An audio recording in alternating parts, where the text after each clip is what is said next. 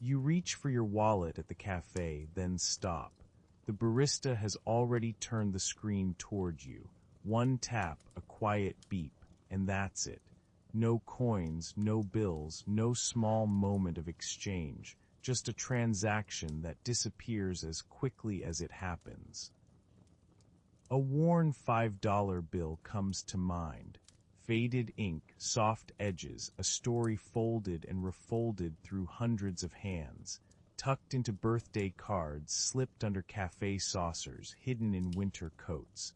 Somewhere along the way, someone wrote a name on it. Someone else traced the numbers with their finger, just thinking. Money, when it's physical, has memory. It holds weight. It travels like a story. But now it's disappearing. In Sweden, most people haven't used cash in weeks, maybe months. Buses, cafes, even street vendors use apps. In China, you can buy breakfast, tip your barber, or pay your rent with a single QR code. In many cities, signs that say "no cash accepted" are more common than the opposite. We call this progress, cleaner, faster, smarter. But underneath the convenience, something quiet is changing. Cash isn't just a way to pay, it's a physical bond. Between people, between past and present, between the seen and the felt. When we hand over a note, we share a moment. When we hold coins in our palm, we feel the weight of value. Not just numbers on a screen, but something real. As money becomes invisible, that feeling starts to fade. It's easy to think this is only about technology, but the end of cash raises deeper questions. Who gets left behind when cash disappears? Who gains power? Who loses privacy? When every transaction is tracked, what happens to the freedom that came with anonymity? And what do we lose? Culturally, emotionally, even spiritually, when we can no longer hold our money in our hands. This isn't just a story about payments. It's about people, about what we trade away for speed and what remains when the world goes cashless. It's about trust, memory, and the quiet spaces between transactions where meaning used to live. If you stay with me on this journey, you'll see money differently.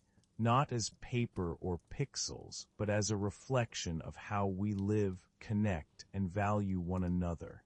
Subscribe if you haven't yet, and walk with me through this fading frontier.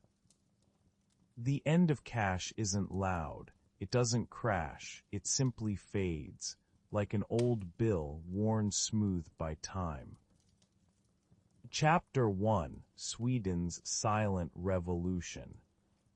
In a quiet cafe in Stockholm, a man orders a coffee and reaches for his wallet. The barista shakes her head gently and points to a small sign near the register, "No cash accepted."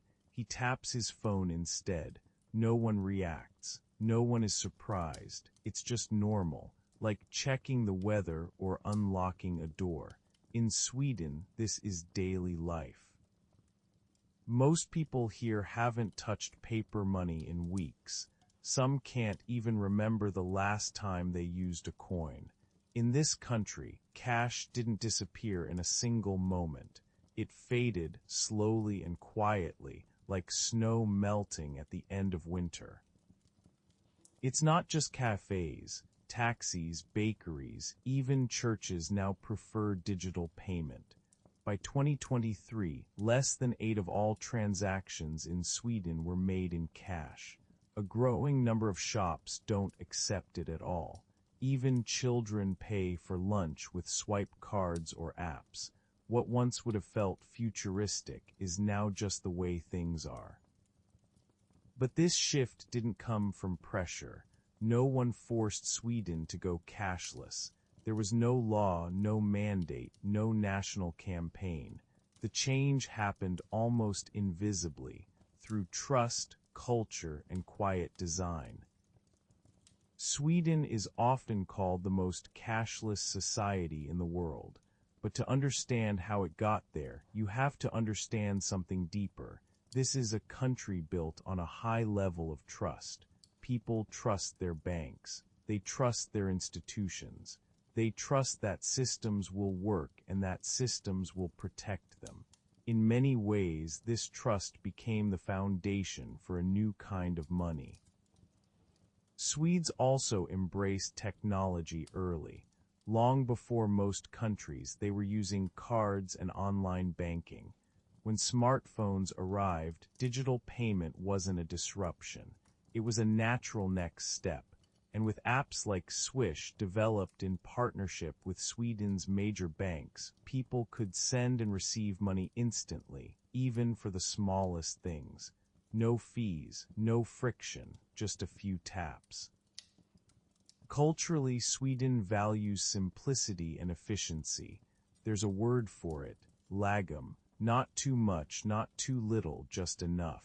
Carrying cash felt messy. Digital payments felt clean. As one shop owner put it, I don't have to count coins or go to the bank. Everything just happens.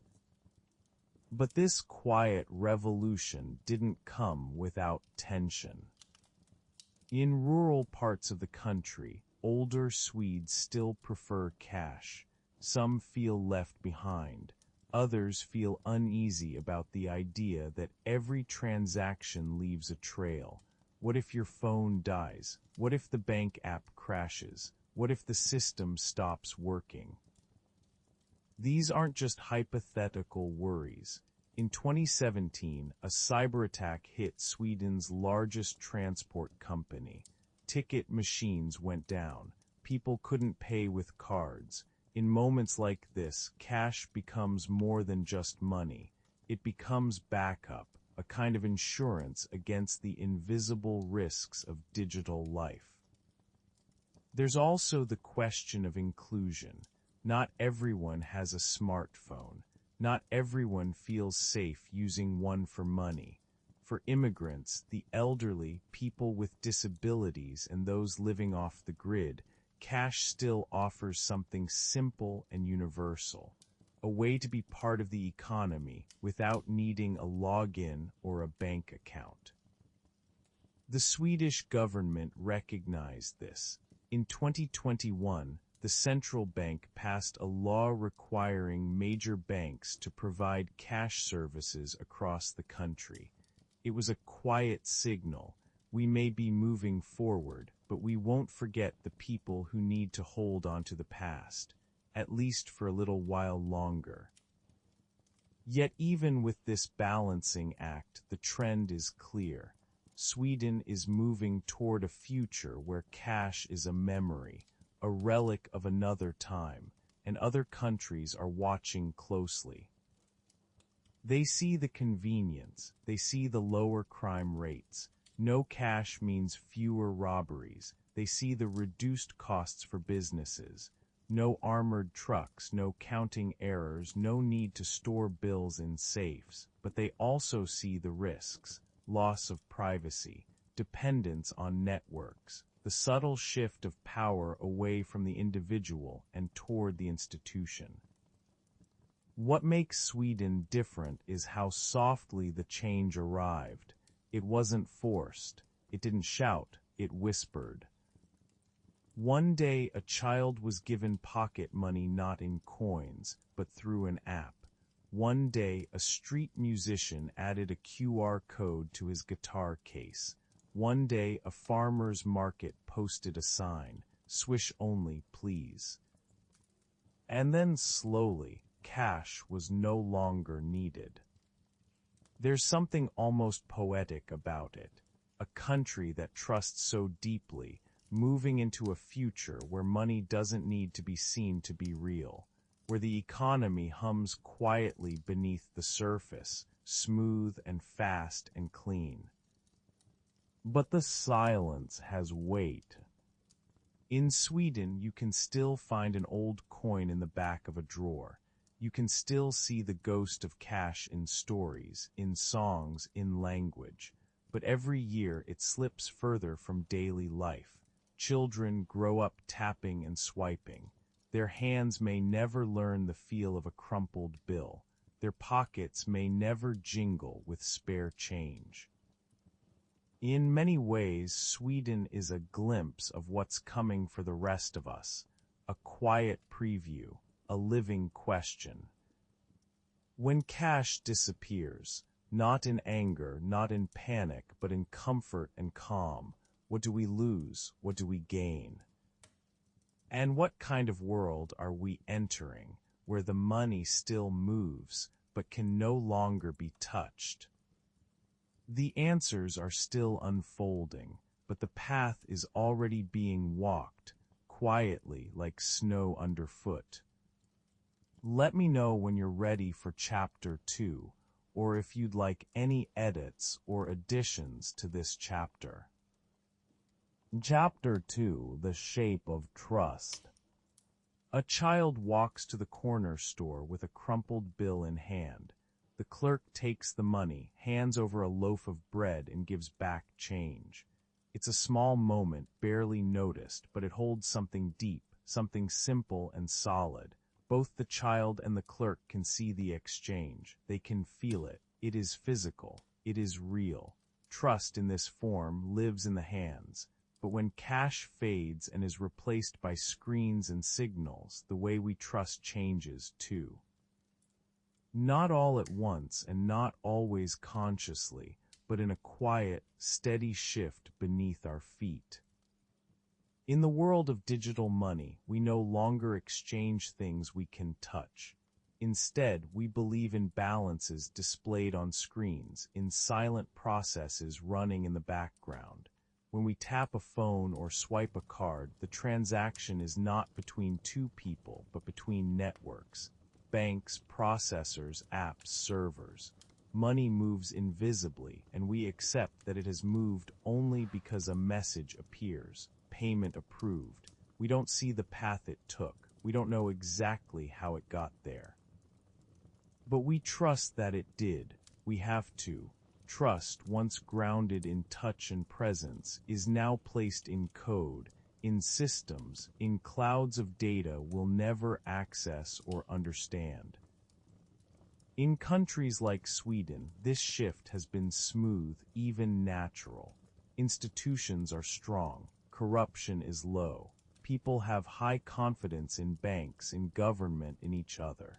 That confidence acts like scaffolding, allowing digital payments to grow without much resistance. But not every place is built the same way. In countries with shaky institutions or a history of financial instability, that invisible trust is harder to give.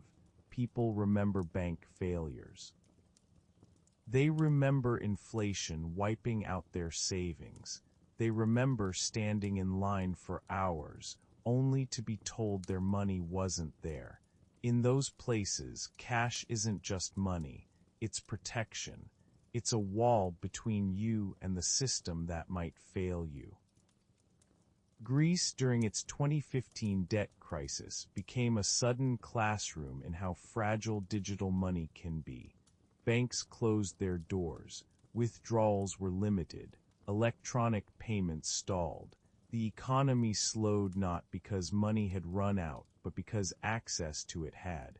In Lebanon, where banking systems collapsed under pressure, people who once lived through screens returned to old habits. Storing US dollars in closets, trading cash by hand, using physical money as a way to rebuild trust where the system had broken it. These stories don't live far away. They sit just under the surface of our global economy, reminders of what can happen when invisible systems crack. Even in more stable countries, digital payments bring quiet vulnerabilities. Every tap, swipe, and scan is recorded. Every purchase becomes a data point. Who you are, where you were, what you spent, and how often you spend it. This data is stored, sometimes sold, often analyzed. It's used to predict behavior, target ads, detect fraud, or flag unusual patterns. But the result is always the same. Privacy is no longer something automatic. It becomes something you must give up in order to participate. And the more we depend on digital tools to pay, the more our financial lives are shaped by companies and systems we don't control. This gives rise to a new kind of power, the power to allow or deny. Apps can crash, platforms can lock you out, banks can freeze your account, governments can restrict certain payments or request that data be handed over. In most cases, these actions are justified to stop fraud, to enforce laws, to maintain order. But the tools that enable protection can also enable control. What was once a personal act, how you spend your money, becomes a space where systems intervene, sometimes for good, sometimes without warning, and sometimes without explanation. There's a strange comfort in cash that digital payments cannot fully replace. Cash doesn't ask you to log in. It doesn't need to be updated or charged. It doesn't require a middleman. When you hand someone a banknote, the value transfers instantly, fully, and anonymously. No trail, no permission, no gatekeeper. That simplicity, that independence is easy to overlook until it's gone. In a world without cash, your ability to transact is always mediated by something else. And when the tools fail, a dead phone, a downed server, a blocked transaction, you are reminded very quickly that you don't fully hold your money, you just access it. This shift is subtle but powerful. We still talk about our finances in terms of possession, my money, my balance, my account. But the truth is, what we hold is access, not ownership in the old sense. We have passwords, not pockets. We have terms of service, not safes. And we trust or hope that the companies managing our money will act in our interest, that they will be secure, that they will be stable, that they will be kind. But this kind of trust is different. It is quiet, passive, ambient. It hums in the background, unnoticed until something goes wrong. Most of the time, things don't go wrong, and that's what makes the system work. Payments go through, balances update, the world moves forward, but the feeling that comes with this convenience, the ease, the speed, the silence, can mask how much we've handed over, not just practically but emotionally. Our relationship to money becomes abstract. We no longer feel the value leave our hands. We don't see it shrink in our wallets. We just watch numbers shift. Digits changing places like flickering lights. This is not a rejection of digital money. It works. It's efficient. It opens access to millions. It reduces crime, improves record-keeping, simplifies business. But in making the system smoother, we've also made it more distant, more invisible, more dependent on faith. And so we return to the question, where does trust live now? Not in coins, not in bills, but in the spaces in between, in signals, in software, in people we may never meet. We trust the bank to protect our deposits.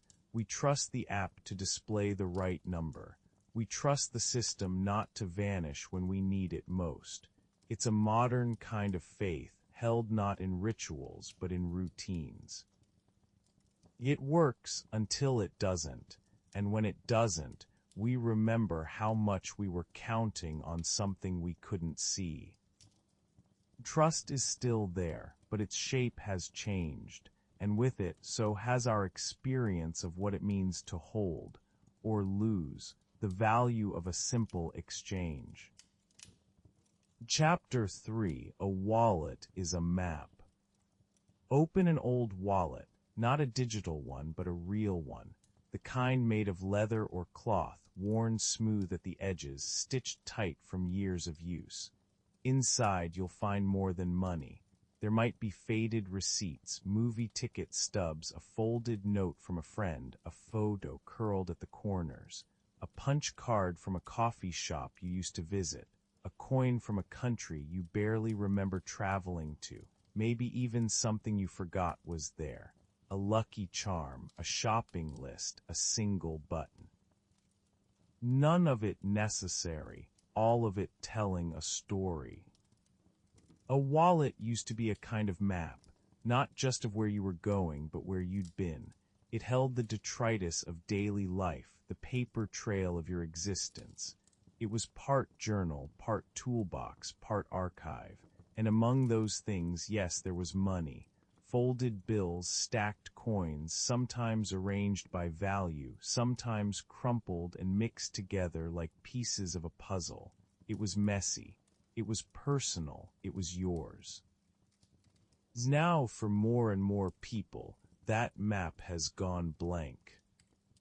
The digital wallet is clean by design, sleek, minimal, efficient. It knows what it holds but shows only what's needed. Your balance, your payment cards, maybe a few loyalty apps. It doesn't keep old receipts. It doesn't hold notes from loved ones. It doesn't remember the sound of coins jingling when you walk. It remembers only what the system tells it to. Structured data in perfect rows. The mess is gone, so is the map.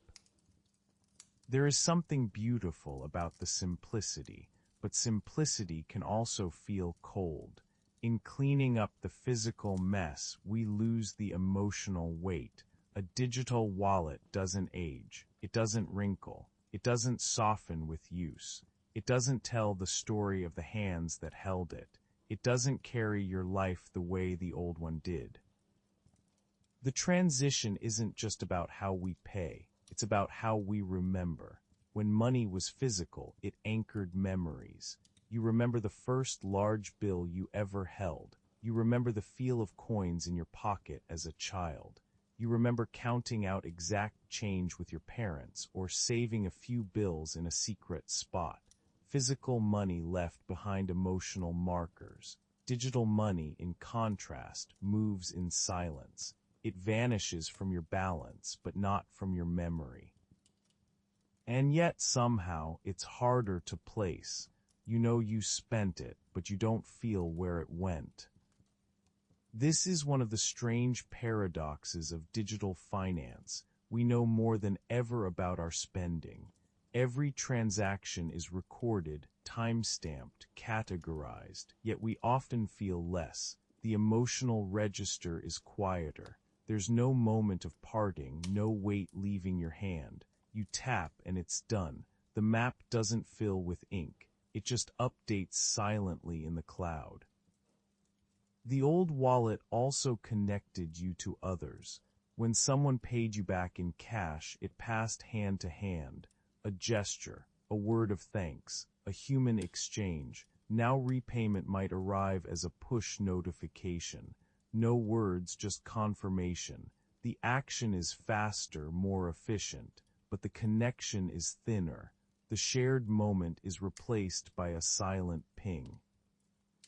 For people who live entirely in the digital now, this shift may feel normal, even preferable. But for those who lived with both worlds, the loss is harder to ignore. Not because one is better than the other, but because the change is not just technological.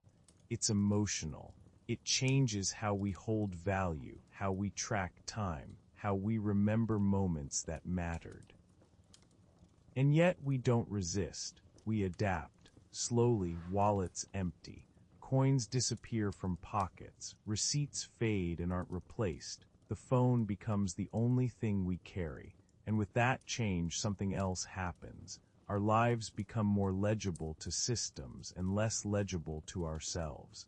The story we used to keep in our wallets now lives elsewhere. In apps, in banks, in the digital trails we hope are safe but can't quite see. What gets lost isn't functionality, it's friction. And sometimes friction is a good thing. The clutter of an old wallet was also a record of experience. You could touch it, you could read it, you could remember. Now the artifacts of our financial lives dissolve into clouds of data, spread across platforms and interfaces, abstracted from the hands that once held them. Even the way we give has changed. Handing someone cash was an act of presence. You had to be there. You had to look them in the eye. There was weight in the gesture. Now we send money. Quick, easy, remote. The giving remains, but the moment disappears. The ritual has been stripped down to its minimum form, and like all rituals stripped of their layers, something essential slips away. The story of the disappearing wallet is not just about nostalgia. It's about memory and how we carry meaning through small, ordinary things. It's about how physical money used to ground us in the real, even as we moved through the abstract. It's about how the mess inside a wallet used to remind us that life isn't always clean, and maybe shouldn't be. There is no villain in this story. Digital wallets are not evil. They are brilliant in many ways. Accessible, portable, secure. They make life easier for millions. They allow for payments across continents, instant transfers, shared tabs, automated budgeting. They reduce theft, clutter, confusion. But they also reduce contact. And sometimes, in doing so, they reduce meaning. The wallet, once a personal archive, has become a shared interface, designed by others, updated automatically, controlled by settings and permissions. Our maps are now drawn for us, by companies, by algorithms, by financial institutions. They are efficient, yes, but are they ours in the same way? There are still people who carry wallets, who fold their bills, who count coins, who keep little notes tucked behind their ID. For them, the wallet is not just a place to hold money. It's a place to hold pieces of a life, small, fragile, irreplaceable, but they are becoming fewer. And one day, maybe not far off, wallets like that will feel like relics, curiosities, artifacts of a slower time. And yet, even then, they will still tell a story. You'll open one and find a map, not of streets or systems, but of moments. A diner in the rain, a dollar slipped into a busker's jar, a ticket from a film that made you cry, a receipt for a gift you can't remember buying, but someone remembers receiving. A digital wallet will show the same total, the same balance, the same transaction. But it will never tell that story. Chapter 4: Who Gets Left Behind. In the heart of a busy city, a man stands outside a grocery store. He has a few crumpled bills in his hand, but no card, no phone, no banking app. A small sign in the window says, "No cash accepted." Inside, people tap their phones without a thought. Outside, he turns away quietly. It's a small moment, easy to miss, but it tells a bigger story about who belongs in this new world and who is being slowly pushed out of it. The shift to digital money is often talked about as progress. Fast, clean, modern, and in many ways it is. But for millions of people around the world, cash is not just a payment method. It's a lifeline. It's the only bridge they have to participate in the economy. When that bridge is removed, they're left standing on the wrong side, not because they failed to keep up, but because the world moved on without asking if they were ready. Across every country, there are people who live without digital access, some by choice, many not. They are the elderly, the homeless, the undocumented, the unbanked, people without smartphones, people without identification, people without stable housing or internet connections. For them, a cardless, cashless world is not convenient, it's closed. Consider the elderly. Many grew up with cash. They remember budgeting with envelopes, paying bills in person, saving coins in jars. Digital tools can feel foreign, even intimidating. The interfaces are fast, the options confusing, the risks unclear. A wrong tap can mean a missed payment. A forgotten password can lock them out for days. And for those with limited mobility or vision, using a touchscreen isn't just hard, it's sometimes impossible. When physical cash disappears, so does a sense of control. What was once simple becomes opaque. Or think about the undocumented, people living in the shadows of systems, without official papers, without bank accounts, without legal names that match the IDs required to open one. Cash gives them a way to survive, to pay rent, to buy food, to move through the world with some form of agency. Take away cash and what remains? A society where survival requires paperwork they don't have and trust they can't afford to give. The homeless face even sharper barriers. Without a fixed address, you can't easily open a bank account. Without an account, you can't get a card. Without a card, you can't pay in a growing number of places. Even shelters and food banks are being asked to modernize, to use apps, to issue digital vouchers, to track aid electronically.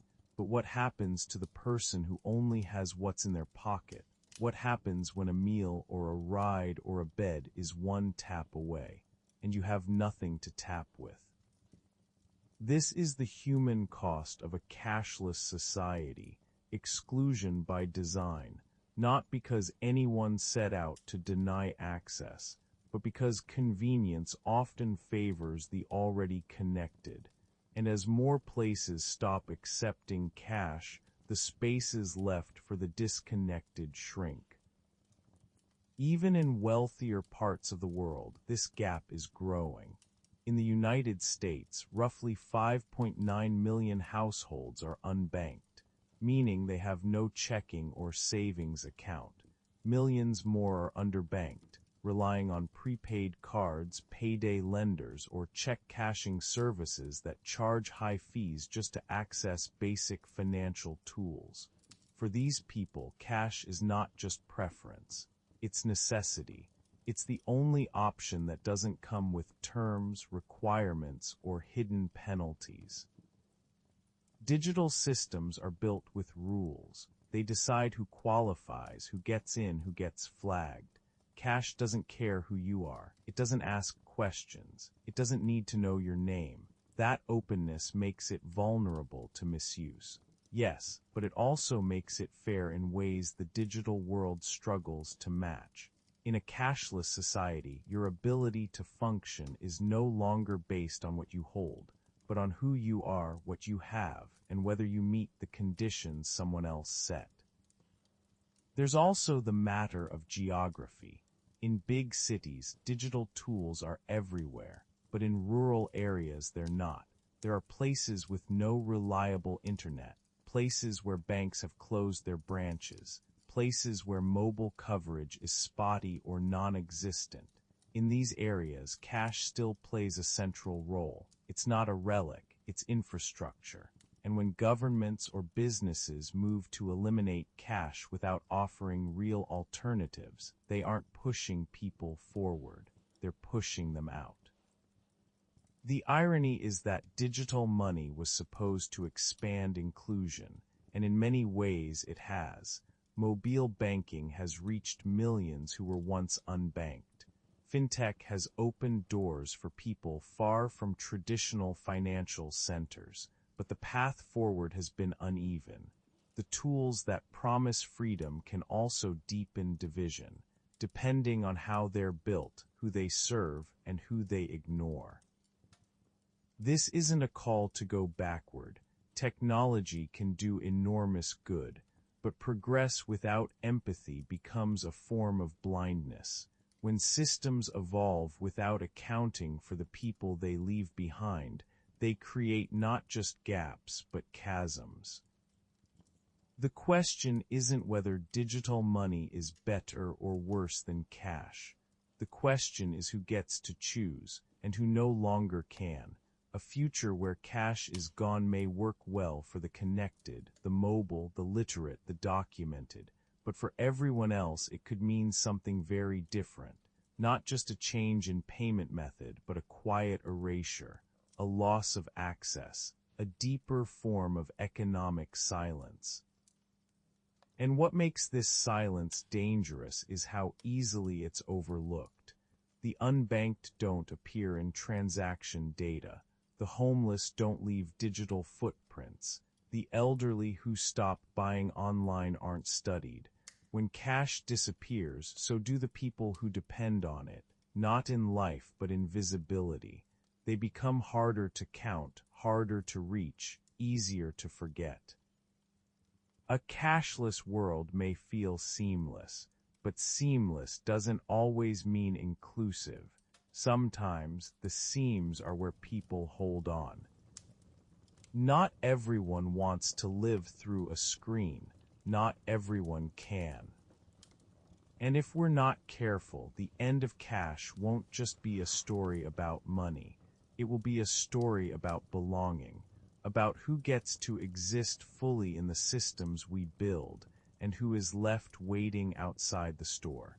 A few bills in hand, and no way to use them. Chapter 5: Privacy in Disappearance. A man buys a sandwich with cash. He hands over a $10 bill, receives change, and walks out. No name, no receipt, no digital trail. The shopkeeper won't remember his face. No algorithm will remember his lunch. The transaction disappears as soon as it happens. It leaves no mark. That, in its own quiet way, is power. The power to act without being seen. And as cash disappears, that kind of power begins to vanish too. Digital money does not forget. Every payment is recorded. Every location is logged. Every transaction is attached to an identity. A name, a card number, a timestamp, a GPS pin. It happens automatically, invisible, seamless, and almost always without permission explicitly asked. Most people never notice it, or if they do, they don't mind. It feels normal now, routine, safe even.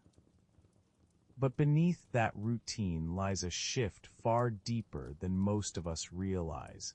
The slow erosion of financial privacy, not through force or fear, but through convenience.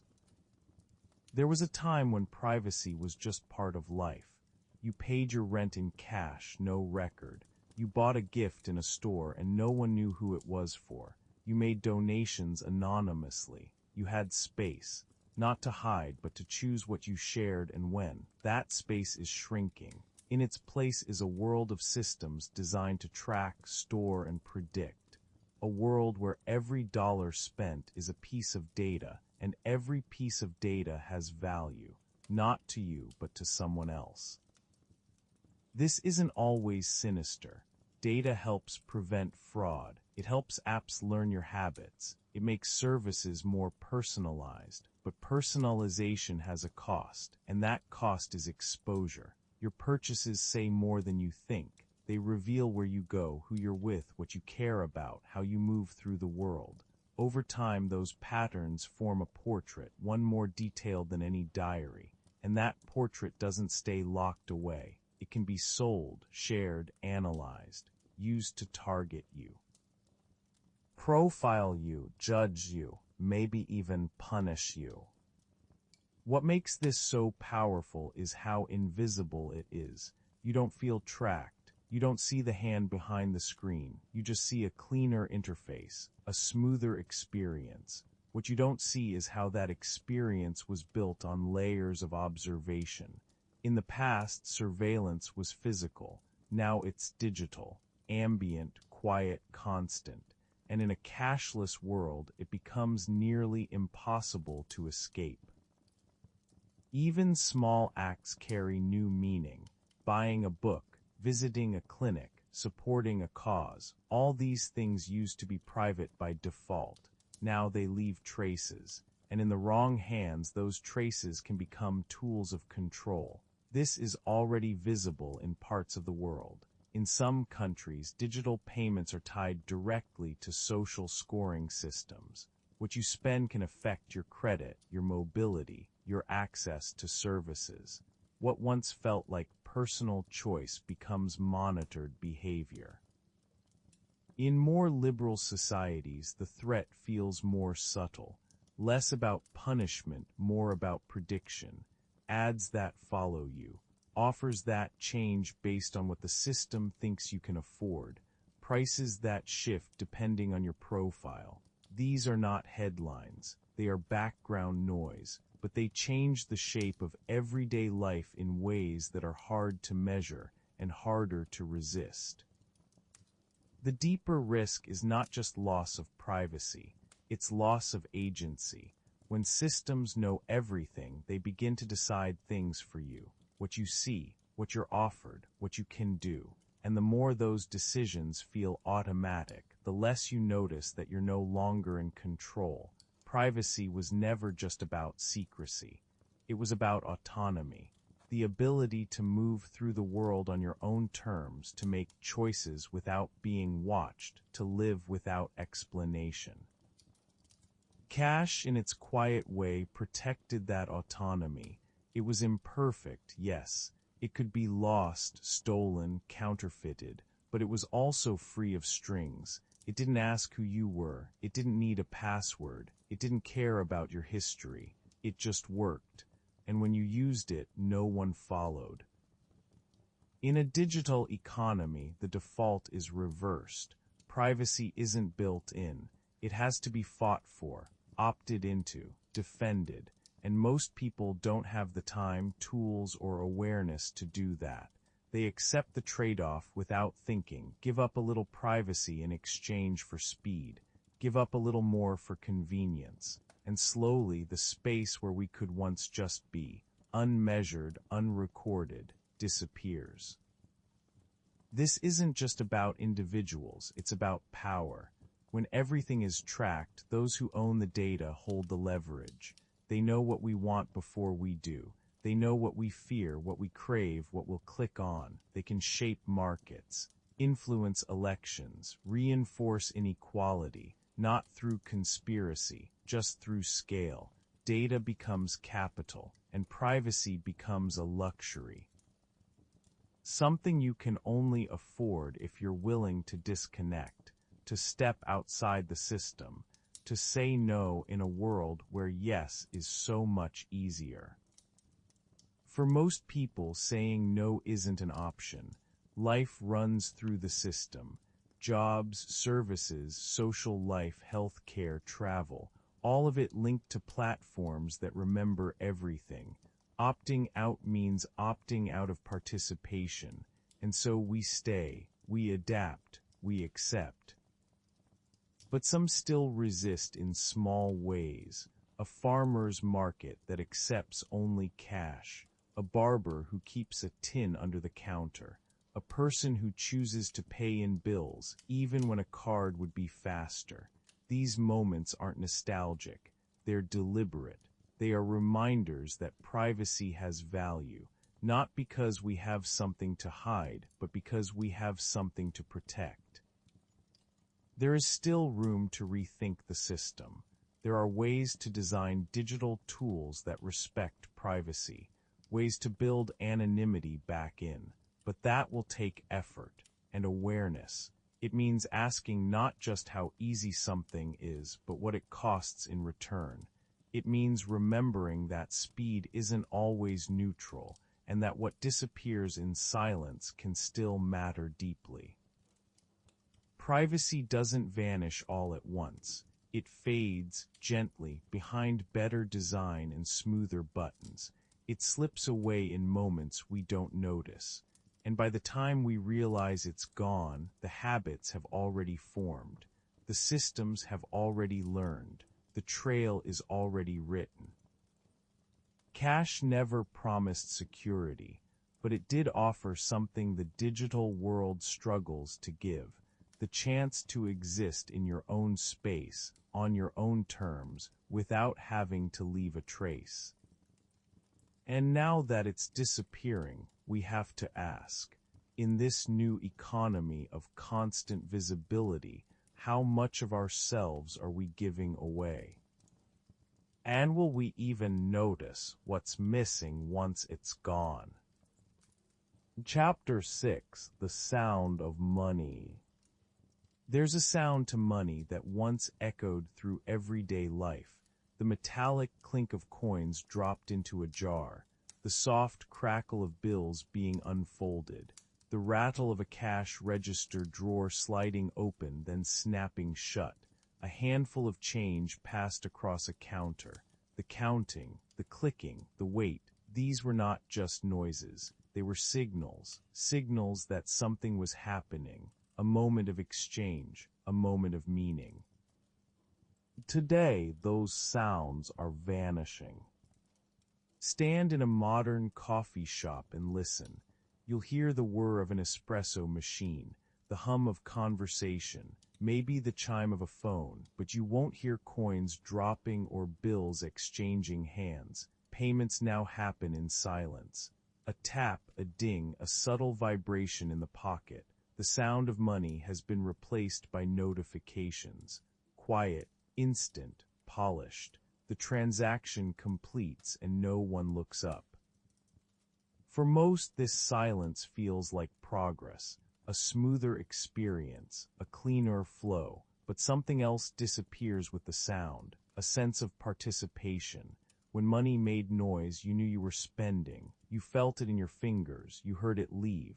That sensory feedback was part of how we understood value. It added friction, weight, presence. Now, in the absence of sound, the act of paying becomes something abstract, a ghost of an action.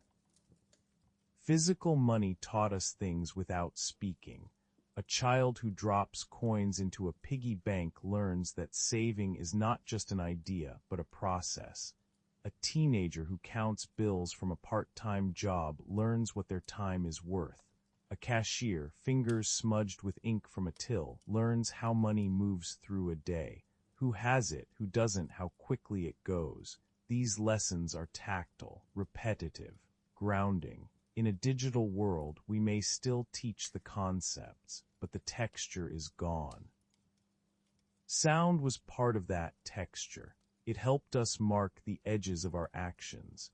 You heard the difference between paying with a handful of coins and handing over a single crisp note. You heard the pause as someone counted back your change. You heard the clatter of a coin toss into a hat, the generosity or the guilt in that gesture. Now, giving often happens in silence. A digital donation, a contactless tip, a monthly subscription deducted behind the scenes. What we lose is not just noise. We lose moments. We lose the cues that told us we were part of something physical, something shared. The sound of money connected people. Through commerce, yes, but also through rhythm. A street musician playing beside an open guitar case would listen for the clang of coins. A busker could feel the flow of generosity not through numbers but through sound. A small diner would end the night with the ring of the register and the count of bills, a lullaby of labor. There's also something humbling about the sound of real money. You know when you're down to your last few coins. You hear the rattle in your pocket. It grounds you, reminds you that resources are finite, that choices matter. Digital money doesn't rattle. A low balance doesn't sound different than a high one. The phone screen stays the same, glowing blue and quiet, whether you have $5 or 5,000. For those living paycheck to paycheck, this silence can be dangerous. It masks scarcity. Without physical cues, it's easier to overspend, to misjudge, to forget. The friction that cash imposed, the counting, the holding, the giving, served as a kind of speed bump. It made you pause even briefly. Digital money smooths over that pause. You swipe, you tap, and you move on. The feedback loop is gone. Designers call this frictionless, and it is, but friction wasn't always bad. It gave time, it gave weight, it made us aware. Without it, we move through money the way we move through apps. fast, thoughtless, always scrolling forward.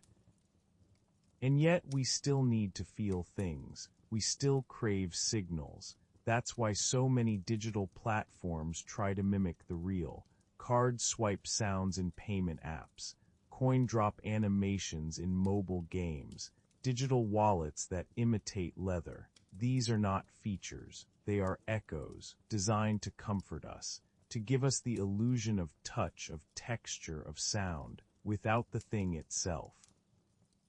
But echoes fade. And as they do, we're left with a quieter, cleaner world, one that may be more efficient, but also more distant.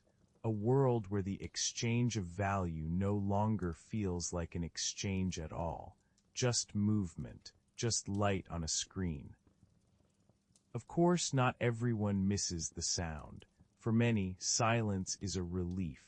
No more jangling pockets, no more fumbling with change. For business owners, no more counting tills at night, no more losses from errors or theft. For cities, less noise, less clutter, more flow.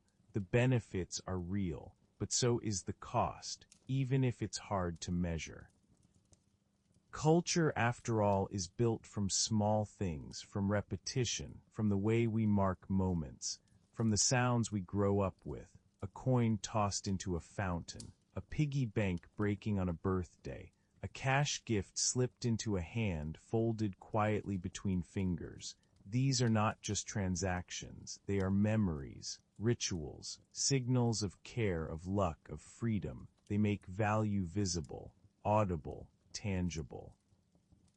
When we lose those rituals, we don't just change how we pay, we change how we remember. The sound of money, for generations, was part of life's soundtrack. It told us when something began. A first paycheck, a first tip, a first purchase made with our own hands. It told us when something ended. A final payment, a last dollar spent, the rattle of emptiness. Without sound, those moments still happen, but they feel thinner, easier to miss. There's no need to resist the silence. It's already here, but we can notice it. We can pay attention to what it's replacing. We can ask what we might want to keep, what sounds still matter, what rituals still have weight, and we can remember that money, at its core, is not just a tool for trade. It's a language, and sound is part of how that language speaks. The end of cash will not be loud. There will be no final clink, no drawer closing for the last time. It will vanish the way sound does, slowly, softly, until we forget what it felt like to listen. And in that silence, we'll need to find new ways to remember what money meant, not just in value, but in presence, not just in number, but in sound. Chapter 7: Control by Design. A woman wakes up to find her bank account frozen. No warning, no message beyond a vague alert, unusual activity detected. Please contact support. She can't pay her rent, she can't buy groceries. Her money is still there, but she can't touch it, move it, or use it. In a cashless world, control over money doesn't always belong to the person who earned it. Sometimes it belongs to the system that holds the key. This is one of the quiet truths behind digital payments. They are fast, efficient, and often invisible until something goes wrong. And when it does, we see what's really changed. Cash was immediate, direct, final. It passed from one hand to another and was gone, but digital money passes through systems, platforms, algorithms. Every payment is a request, one that can be accepted, delayed, or denied. This isn't a flaw in the system, it's the system itself. Control, once spread out across wallets and pockets, is now centralized, and that centralization comes with consequences. Control by design means that money can be paused, reversed, analyzed, and blocked, not just by banks but by companies, governments, and the technologies that connect them. Most of the time, these tools are used for good: fraud detection, crime prevention, error correction. But tools don't carry intent, people do. And when control becomes too concentrated, it invites misuse. Not always through force, but sometimes through simple convenience. In countries with strong legal protections, these powers are rarely abused, but the potential is always there. In places with weaker protections, the potential becomes reality. Governments freeze dissidents' accounts. Protesters are locked out of financial systems. People who speak too loudly or in the wrong way find themselves financially cut off, not because they broke the law, but because the system no longer sees them as safe or neutral or compliant. Cash offered a form of independence. It didn't require approval. It didn't check your ID. It didn't judge your intentions. It couldn't be paused. It was yours in a way that digital money often is not. In a world of taps and swipes, the act of paying feels the same, but the structure behind it is radically different. You're not just giving money, you're asking permission. This permission-based economy reshapes how we relate to money. It introduces a gatekeeper into every transaction. Sometimes that gatekeeper is helpful, sometimes it's protective, but it is always present. And as systems grow more complex, more connected, more intelligent, the criteria for approval become harder to see. Algorithms decide what's suspicious. Risk models decide who looks unstable. Automated systems flag behavior that doesn't fit the mold. The problem isn't the presence of these tools. The problem is how invisible they are. A person denied access to their account might never know why. The system doesn't explain. It refers you to customer service, where a script is read and the process begins again. Slow, opaque, impersonal. The control is absolute, but the accountability is vague. And in moments like these, the illusion of ownership slips. It's not just individuals who feel this tension. Businesses, too, can be shut out. Payment processors terminate accounts. Banks withdraw services. Online platforms remove financial access without warning.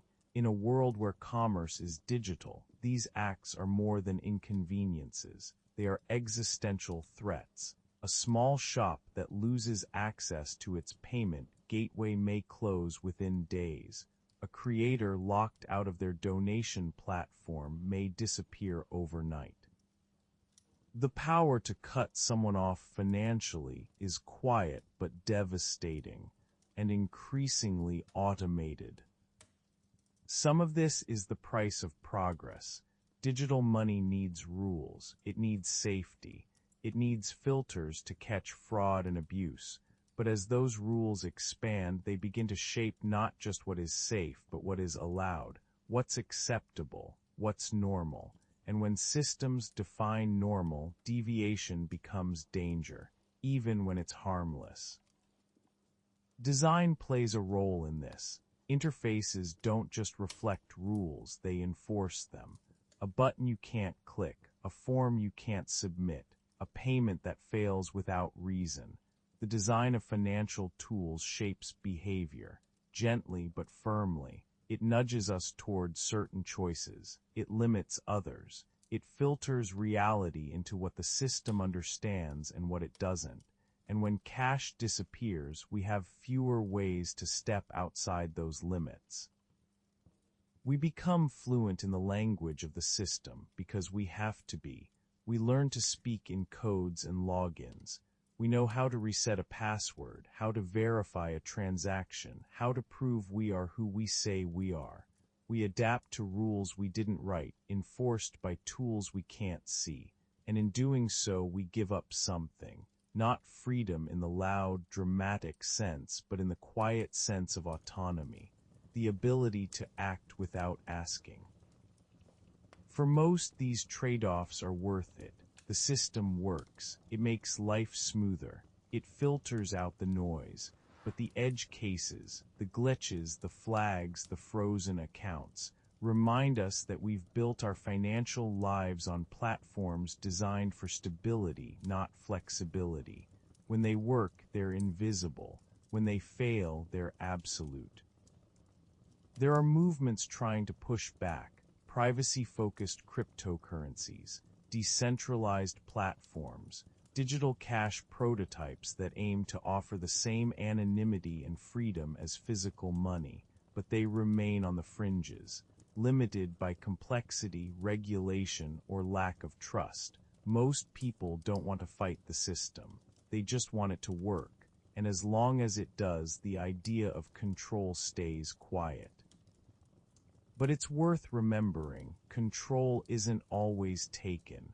Sometimes it's given, bit by bit, in exchange for speed, for ease, for the sense of security. And once given, it's hard to get back. The more we rely on invisible systems, the more those systems define the boundaries of our actions, not through force but through design.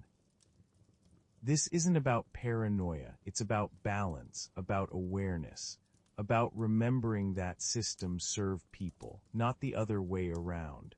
Cash gave us certain freedoms because it couldn't do much. It was dumb but open. It trusted the user. It let us decide. Digital money is smarter, but also more conditional. It asks more questions. It offers more features, but it holds more keys. And so the question becomes, who holds those keys? Who decides when to lock and when to unlock?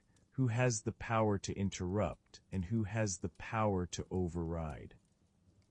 The answer for now is not us, but it doesn't have to stay that way. Chapter 8: China's Digital Currency Experiment. In a quiet park in Suzhou, a street vendor sells dumplings from a cart. There's no cash box, no coins, just a small red sign taped to the edge of the table: scan to pay with ECNY. A young man approaches, points his phone, and the payment goes through. No bank card, no third-party app, no middleman. The money comes directly from a digital wallet issued by the Chinese government. A transaction from citizen to state and back again. Seamless, silent, and fully observed. This is not just another mobile payment. It's something new, something different, a new kind of money for a new kind of state. China's digital yuan, officially known as the ECNY or digital renminbi, is not like the cryptocurrencies that dominate headlines. It is not decentralized. It is not anonymous. It doesn't operate on a blockchain. It is, at its core, a digital version of the country's sovereign currency, controlled entirely by the People's Bank of China, issued directly by the state, monitored in real time, programmable in its design. It is cash remade by code and built for control. Unlike credit cards or third-party apps like WeChat Pay and Alipay, which rely on commercial banks and private infrastructure, the digital yuan lives on government rails. You don't need a bank account to use it, just a phone and an ID. The aim is financial inclusion, yes, but also centralization. It lets the state bypass private platforms and take direct ownership of the payment system. In doing so, it redraws the line between public and private in a way no other nation has attempted. The pilot began slowly. City by city, wallet by wallet, citizens were encouraged to try it through lotteries and incentives. Companies were invited to adopt it in payroll and retail, and over time it started to stick. Millions of people began using ECNY for small purchases. Public servants received part of their salaries in digital yuan. Street vendors, supermarkets, and transport systems integrated it quietly. Without fanfare, China was testing the future. But beneath the surface of convenience lies a deeper shift, one not just in payment method, but in power. The digital yuan allows for unprecedented visibility. Every transaction made with eCNY can be seen, recorded, and traced by the central bank. This isn't theoretical, it's structural. Unlike cash, which disappears once exchanged, the digital yuan leaves a trail by design. This trail allows for fraud prevention and faster investigations, but it also opens the door to surveillance. Precise, detailed, unblinking. For the Chinese state, this is not a side effect, it's part of the purpose. In a country where data is already used to monitor behavior, control dissent, and enforce loyalty, a state-controlled digital currency fits naturally into the wider machinery of governance. It gives the government not just insight into what people say and do, but what they spend, where they go, and how they live. It also introduces the possibility of programmable money. This is where digital cash moves beyond imitation and into something new. Programmable money means that the issuer, in this case the state, can set rules on how the currency can be used. It can expire after a certain date. It can be restricted to specific locations or types of goods. It can be turned off for individuals under investigation. These features, still in early stages, mark a profound shift in what money is. Not just a medium of exchange, but a tool of behavioral influence. Imagine a stimulus payment that must be spent within a week, or a subsidy that can only be used for food, not alcohol, or a personal spending limit set automatically if you enter a zone marked for economic risk. These scenarios are not dystopian fiction. They are real possibilities, enabled by design. Whether used for good or for control depends entirely on who holds the switch. Supporters of the digital yuan point to its benefits. It increases efficiency. It improves tax collection. It reduces the influence of private tech giants who once dominated China's digital payment space. It brings financial services to rural and underserved areas, and in moments of crisis, economic, environmental, political, it allows for fast, targeted responses. A government that can issue money directly to a citizen's phone has tools for recovery that no previous system allowed. But the price of those tools is visibility, and visibility, in the hands of authority, is always double-edged. The Chinese model is being watched carefully by governments around the world, not because they plan to replicate its political system, but because they see the potential of central bank digital currencies, CBDCs, as tools for modernization and control. Countries like the United States, the United Kingdom, and members of the European Union are exploring their own versions. The goals vary: inclusion, innovation, sovereignty. But the trend is clear. Cash is being reimagined. And with that reimagination comes new questions. Who controls the code behind the currency? Who writes the rules of access and permission? How is privacy protected? Or not? What rights does a citizen have when money is programmable? What happens when financial expression becomes a lever for policy? In China, these questions are not hypothetical. They are present daily, embedded in the tools themselves.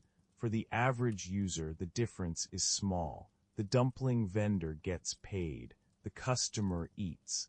Life moves on. But beneath that moment is a profound shift, a redefinition of the boundary between the personal and the political, the economic and the informational.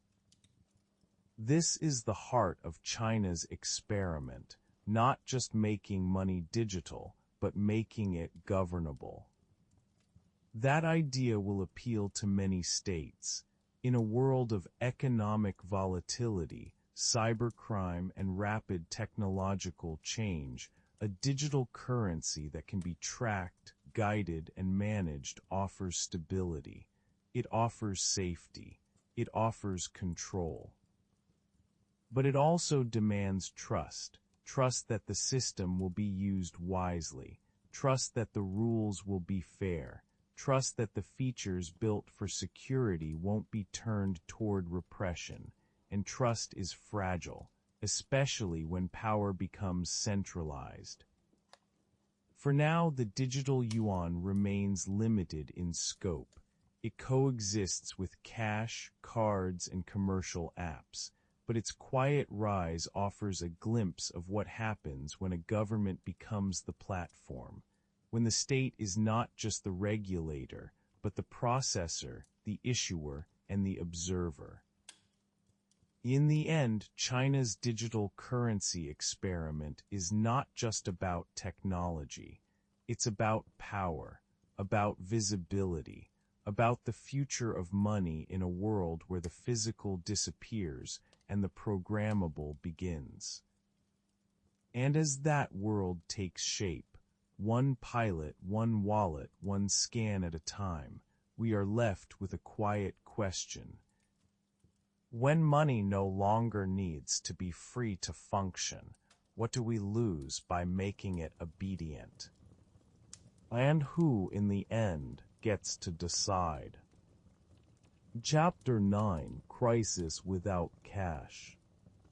The lights go out, the internet drops, the signal bars vanish. It doesn't matter why. A storm, a cyber attack, a grid failure, a system bug. What matters is that nothing works. The cards won't swipe. The apps won't open. ATMs sit blank. Even the vending machine refuses your tap. In that moment, something simple becomes clear. Without power, without network, without connection, money doesn't move. In a world drifting toward digital payments, the idea of offline is rarely part of the plan. We assume that systems will always be up, that networks will always respond, that our phones will always have enough battery. And usually they do.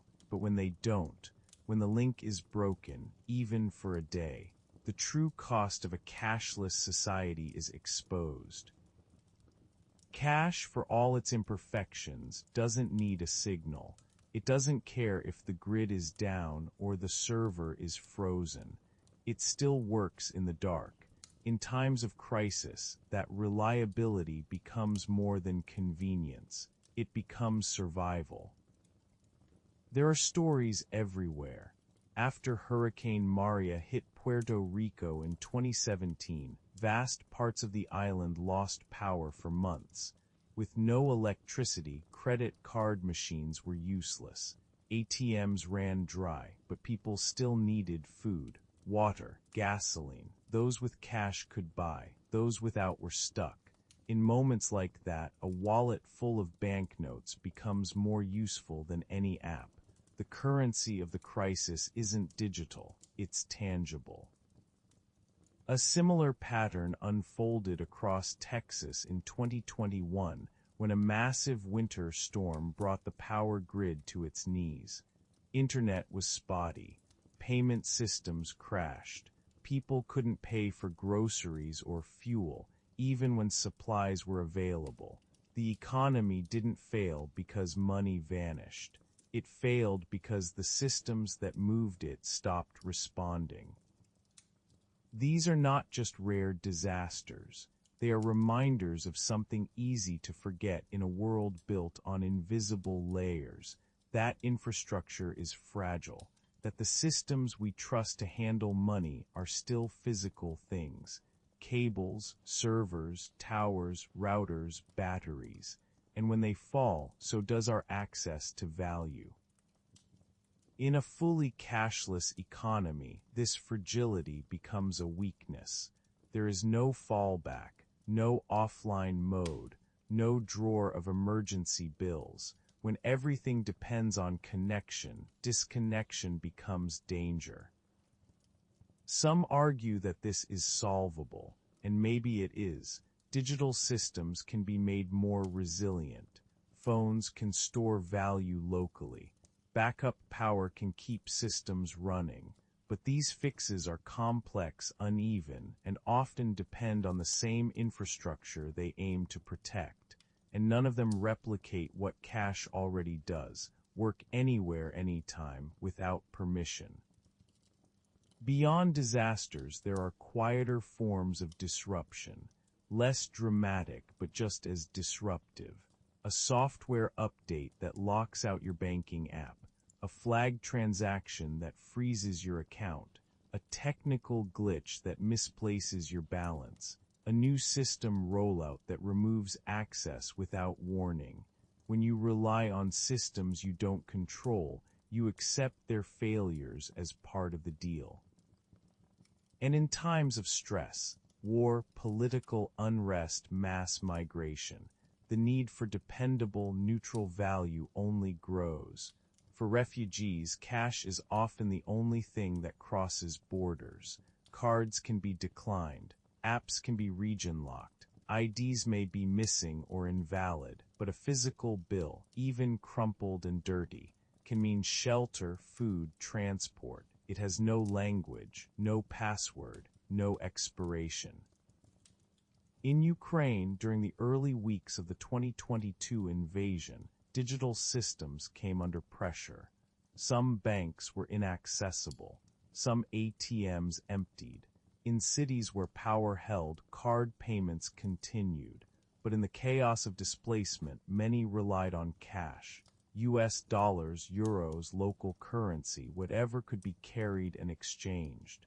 The same story played out in Syria, Venezuela, Afghanistan. In moments of collapse, cash remains. This isn't about choosing between old and new. It's about recognizing the strengths of both. Digital money offers reach, speed, convenience, but cash offers resilience, redundancy, a way to function when the system breaks. And yet more and more we are phasing it out, not through bans but through design. Fewer shops accept it, fewer ATMs are installed, banks close branches, governments reduce printing, people stop carrying bills. One day the crisis will come, and we'll reach for cash that isn't there. It's not just about emergencies, it's about everyday reliability. For people in rural areas or places with poor internet, cash is not a backup, it's the main tool. A farmer buying supplies, a worker sending money home, a parent paying for a child's lunch. These acts depend on simple exchange, not complex systems. Even in cities, systems fail. Payment terminals crash. Network outages sweep across regions. In those moments, the gap between digital and physical becomes a wall. Not everyone can afford to wait for it to come back up. There's also a psychological layer. In a crisis, people want control. They want something they can hold. A credit balance on a phone feels fragile when the world is shaking, but a fistful of bills offers a kind of reassurance, not because it's more valuable, but because it feels real. Designing a future without cash requires answers to hard questions. What happens when the power goes out? Who still gets to pay? How do we ensure access during instability? How do we protect those who fall through the digital cracks? Some countries are exploring offline digital money, solutions that allow phones to trade value directly without central approval. These experiments show promise, but they are early, limited, and still rely on tech literacy, access, and trust in the system. They don't yet match the universality of handing someone a banknote. This is the paradox of the digital age. We have built systems that are smarter than ever, but sometimes too smart to survive a storm. Cash is not perfect, it's not efficient, it can be stolen, lost, destroyed, but it's also simple, durable, universal. In a crisis, those traits matter more than ever. We don't think about money failing, but we should. Not because it will, but because systems do. And when they do, we'll need something that still works in the dark, something that doesn't need to boot up, doesn't wait for a signal, doesn't ask for a password, just moves from one hand to another, real, immediate, trusted. Something we used to call cash. Chapter 10: The New Illiteracy. A child sits at a table counting coins. They stack the pennies, line up the nickels, sort the quarters from the dimes. The math is slow but real. Every coin means something, a lesson in value, in patience, in decision. They trade 5 nickels for a quarter. They realize what a dollar looks like, what it feels like, how it fills a jar over time. This is how money begins, not as an idea but as a texture, something you touch, move, count, and save. But for a growing generation, that table is empty. The coins are gone. The lessons are different now, if they come at all. We often talk about financial literacy in terms of knowledge, budgeting, saving, debt, investing. But before any of that, there was something simpler, a kind of financial fluency built into daily life. Children watched parents hand over cash and receive change. They learned that money left the wallet and didn't come back. They saw it dwindle. They learned without being taught that it was limited, that every decision had weight. That spending was not just a tap, but a choice. These lessons didn't come from lectures or apps. They came from repetition, from being in the room when the envelope was opened, from seeing the money, hearing it, holding it. Now the room is quieter. A parent pays by phone. Groceries are delivered with no exchange. Tips are added with a swipe. Rent is auto-deducted. The child sees no cash, no counting, no coins, just screens, just transactions happening somewhere in the background. The structure of money remains, but its shape has changed, and so have the stories we use to teach it. In a world without physical money, the concept of value becomes harder to grasp. You don't see it leave. You don't feel the loss. You don't count the cost with your hands. The numbers on a screen go down, yes, but numbers are abstract, especially to a young mind. A $5 bill looks and feels different than a 20. A digital 5 looks the same as a digital 50. There's no weight, no sound, no friction.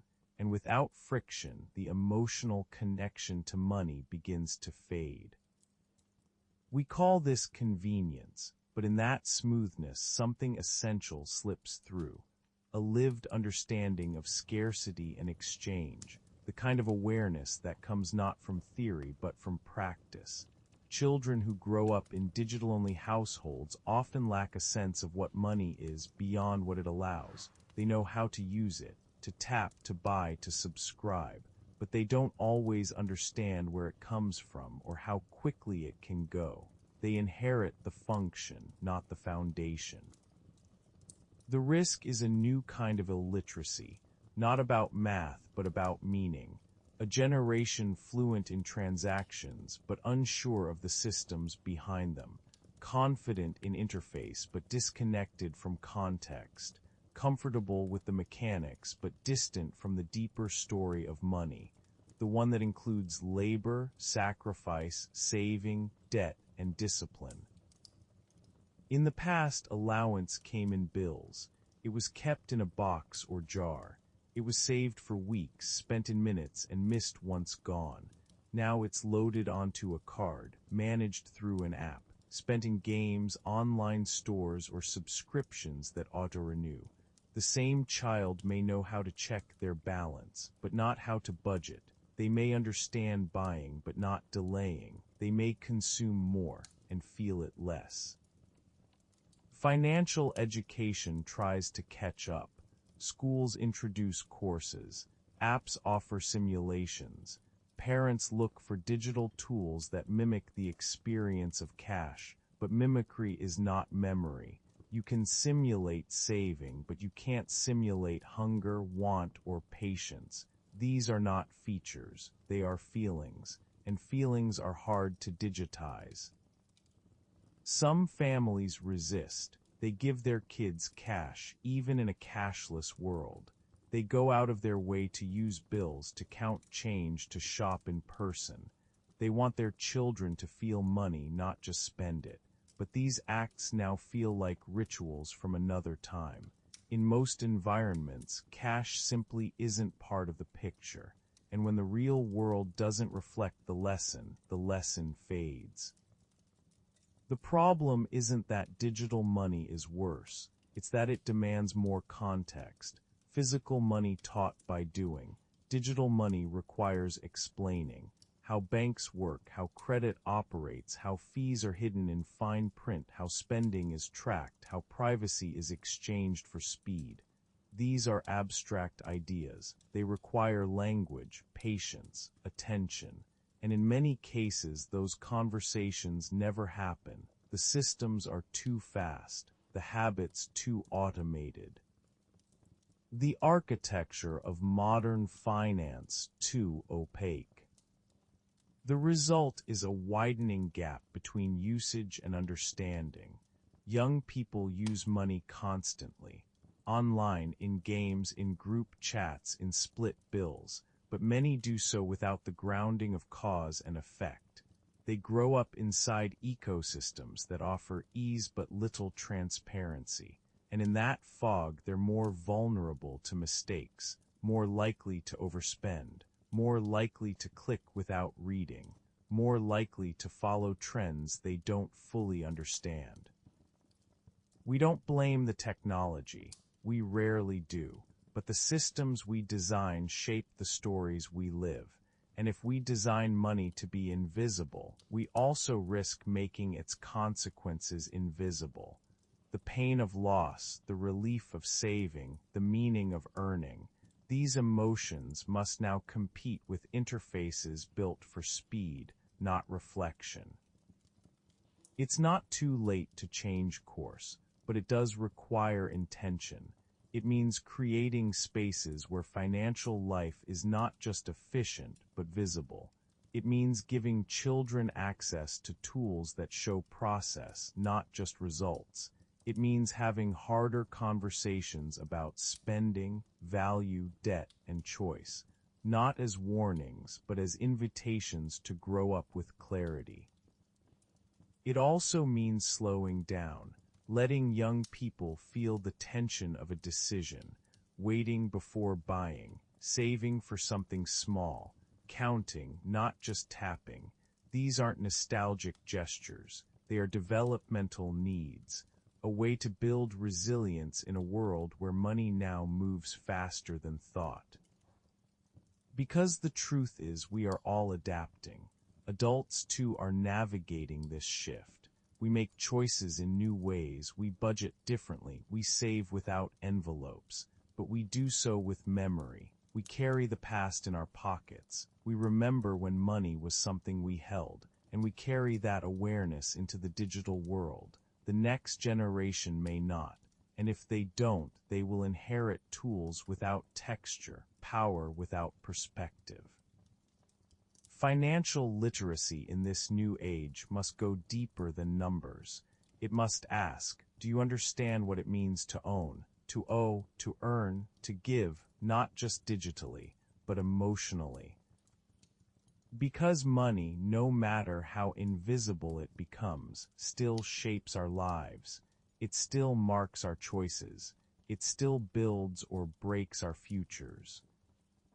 And if we want children to thrive in a world without cash, we must find new ways to teach what cash used to show. Not just what money does, but what it means. Chapter 11: Rituals of Exchange. A grandfather reaches into his coat pocket and pulls out a red envelope. Inside is a crisp bill, folded not for secrecy but for care. He hands it to his granddaughter during Lunar New Year, smiling, not saying much. She accepts it with both hands, bowing slightly the way her parents taught her. The moment is quiet, tender. The money is not just money, it's a gesture, a blessing, a ritual passed through generations, one note at a time. This is how cash has lived in our lives, not just in wallets but in tradition, in meaning, in rhythm. Money has always been about more than exchange. It has marked beginnings, endings, transitions, apologies, gratitude. It has been slipped into birthday cards, tucked into pockets at weddings, handed quietly after funerals, folded into palms at hospital beds, left under pillows by parents pretending to be fairies, given with a smile, with a prayer, with a nod. These small rituals, personal, cultural, unspoken, are disappearing in the shift to digital. We don't lose the money when we go cashless. We lose the moments, the space between giving and receiving, the pause, the eye contact, the human weight behind the gesture. When a tip becomes a line on a receipt or a number on an app, it still works, but it feels thinner, colder. A part of the ritual has been erased.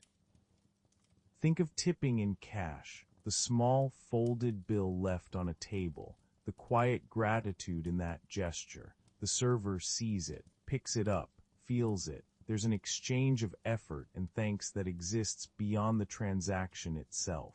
In digital form, it still happens, but it happens differently. A checkbox, a percentage, a line at the bottom of the screen. Done and gone, without texture, without pause. The tip is no less generous, but the moment is less human.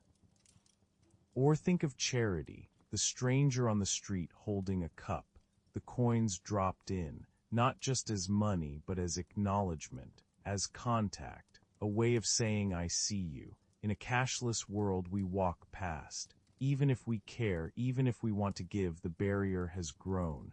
No coins, no bills, only apps, QR codes, steps that take longer than the few seconds it used to take to open your hand. Digital giving is rising, yes, but it is mediated. It is platform-based. It is automated, scheduled, batched, monthly donations that come out quietly without action. We give more maybe, but we feel it less. And when giving is separated from feeling, it becomes less of a ritual, more of a task. Cash rituals also live in the everyday. A parent giving lunch money. A child counting coins at the counter, shy but proud. A friend slipping you a bill after you covered the meal. A relative pressing money into your hand at the airport, saying, just in case. These are not grand events, but they mark relationships. They build meaning through gesture. And in each gesture, there is a kind of tenderness that lives in the space between fingers. When money goes digital, these gestures must be reimagined. But reimagining is not the same as replacing. Sending someone money through an app is efficient, but it lacks the context that makes the act feel intimate. You can add a note, for coffee, for your trip, just because, but the note is flat text-based. It arrives with the same tone as a receipt. The emotional color drains. The act is seen but not felt. Weddings once involved envelopes. Money passed discreetly, respectfully. It wasn't just support, it was tradition. In some cultures the amount mattered, but so did the way it was given. The color of the envelope, the handwriting, the timing, all of it part of a larger language of care. Now some weddings include QR codes. Scan here to send a gift. It works. It's modern, but something is missing. The ritual is compressed, reduced to a transaction stripped of its choreography. The same is true for death. In many traditions, money is offered to the grieving, not as payment, not as charity, but as a gesture of respect, of shared burden. Bills handed quietly, tucked into coat pockets, left in envelopes. It's not the amount, it's the act. A sign that someone stands with you in your loss. How do we do this with a link, with a transfer? The digital tools don't know how to mourn. They only know how to move numbers. And then there are the smallest rituals, the ones built into childhood, the tooth fairy, the allowance, the coin in the fountain, the birthday card that feels heavier because something is tucked inside, the folded bill in a library book, the cash tucked under a windshield wiper from a stranger who noticed you needed help. These moments are not about value, they're about memory, about surprise, about touch. Children will still grow up with money, but the rituals around it will change. They may get alerts instead of envelopes, notifications instead of handshakes. That's not wrong. It's just different. But in the rush to modernize, we should ask what kind of emotional architecture we're dismantling.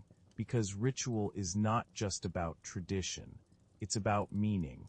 It's how we mark the ordinary with care. Some rituals adapt. Couples still find ways to make giving feel personal. Friends still create shared moments around money. Teachers use apps to teach savings. Parents design games to help kids understand value. But these efforts are intentional now, not automatic. In a cashless world, the emotional context of money must be recreated, rebuilt from scratch, because it no longer comes built in. And this matters, not because we can't live without rituals, but because life without them is thinner, more efficient maybe, but less textured, less remembered.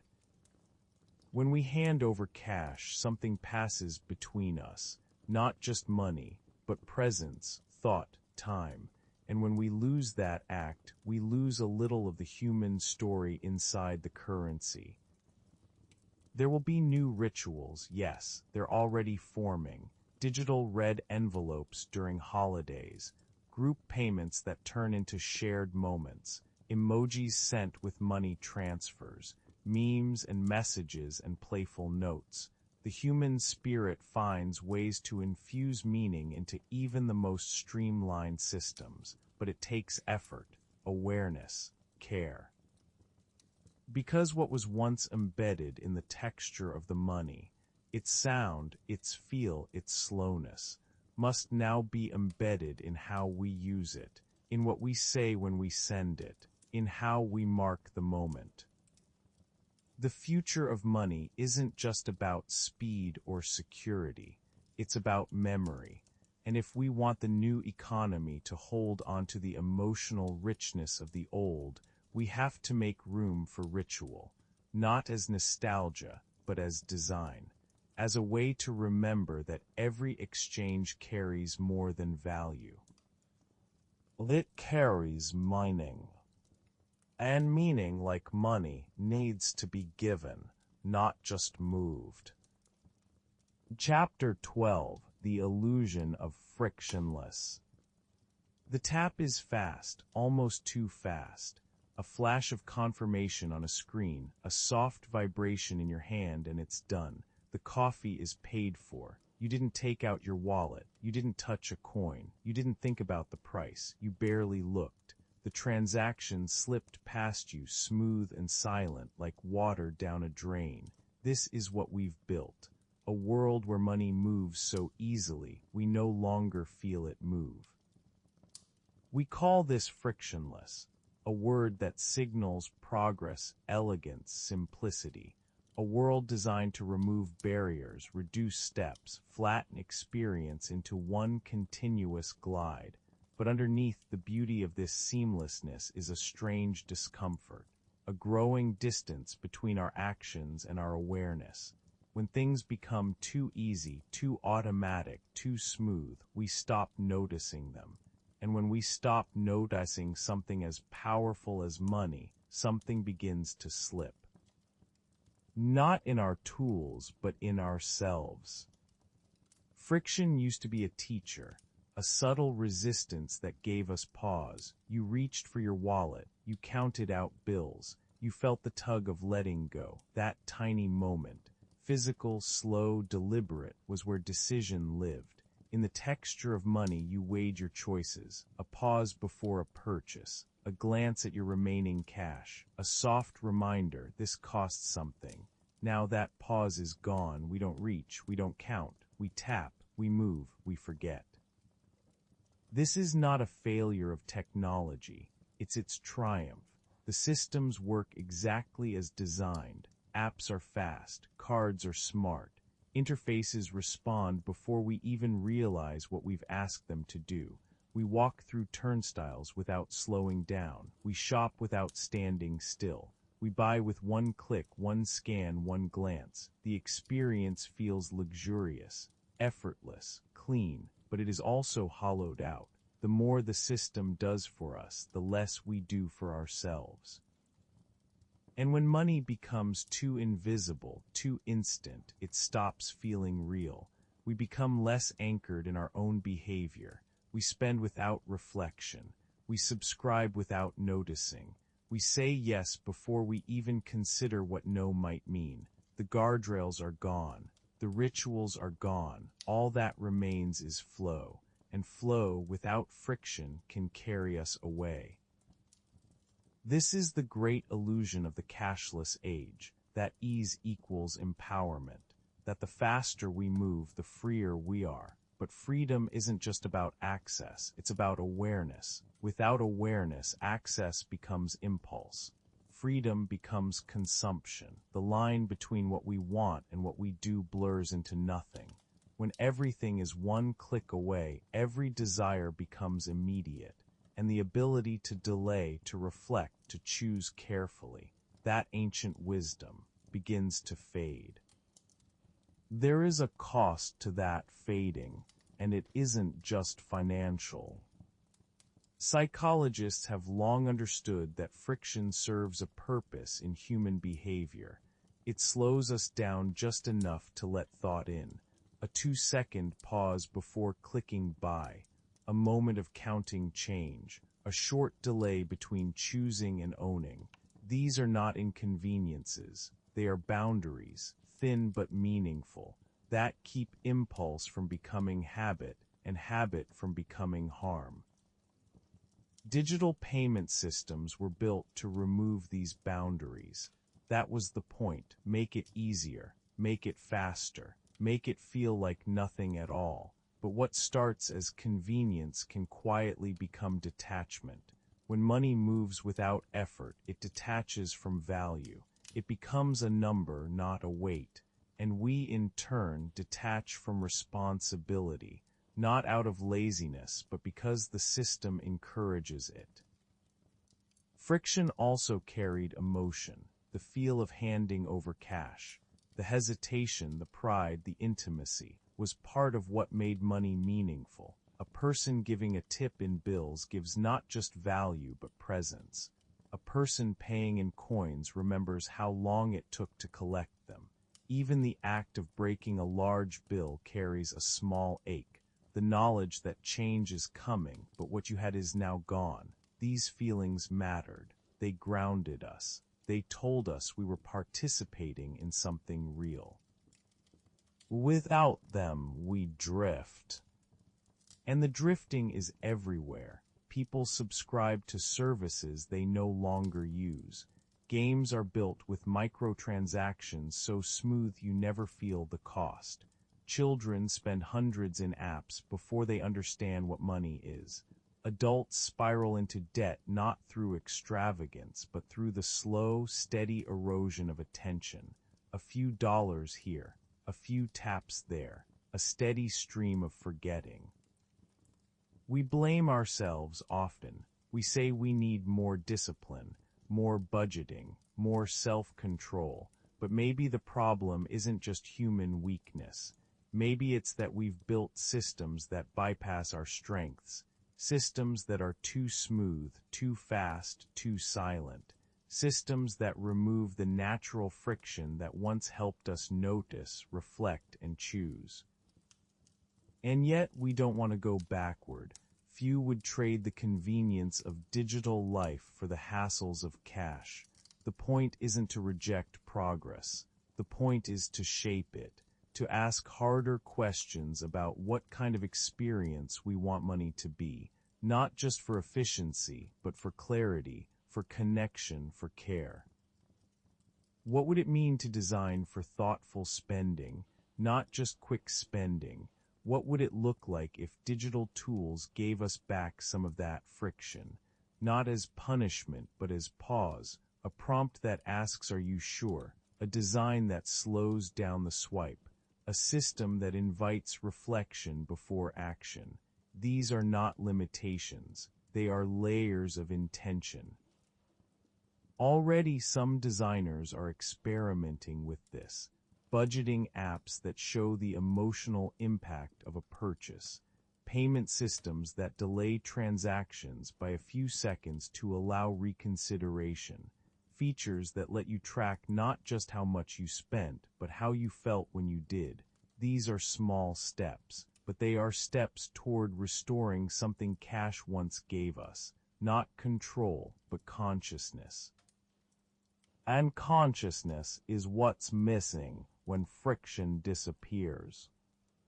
We live in a world that worships ease, but ease without thought is a trap. It turns tools into tunnels. It turns freedom into automation. And the more seamless our lives become, the more we must work to remain awake inside them. Friction isn't failure, it's feedback. It's the system reminding us this matters. A world without cash doesn't have to be a world without friction, but it will be unless we choose otherwise, unless we decide that feeling something, even something small, even something slow, is worth preserving. Because when money becomes too easy to spend, it becomes too easy to forget. And when we forget, we risk losing not just our grip on value, but our grip on choice. Not the ability to choose, but the ability to notice that we are choosing at all. Chapter 13, Designing for the Invisible. There is a moment, almost imperceptible, between wanting something and paying for it. In the past, that moment was filled with movement, a hand reaching into a pocket, a wallet unfolding, a bill counted, a coin passed. The moment had weight, you could feel it. It gave space to think, even if only for a breath. Today, that moment is vanishing. The desire arrives and the payment happens. Seamlessly, instantly, invisibly. No reach, no pause, just a tap, a scan, a number on a screen, and then it's yours. We have entered an era where money moves not just faster, but softer. Payment is no longer an act, it's an afterthought. We don't pay so much as we glide through environments that handle payment for us. Walk into a store, walk out with goods. The sensors know. Order something by voice. Your digital assistant has it covered. Subscribe once, it renews itself. The act of exchanging value, once full of tiny rituals and decisions, has been abstracted into background noise. This is not accidental. It's design, a deliberate, invisible architecture built to remove friction, reduce hesitation, and keep us flowing through systems that work hard to feel like they're not even there. We now live in a world where payment systems are interfaces, and those interfaces shape how we relate to money in ways we rarely notice.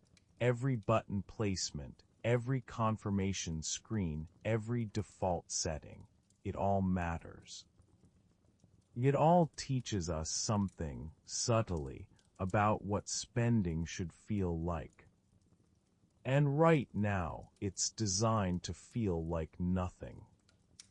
Design has become the new language of finance, not spreadsheets, not cash registers, not face-to-face exchanges, but colors, sounds, tap targets, swipes. The way a card slides into a reader, the animation that confirms a purchase, the tone that plays when your payment is approved. These are the new symbols of trust, value, completion. They are emotional cues disguised as efficiency.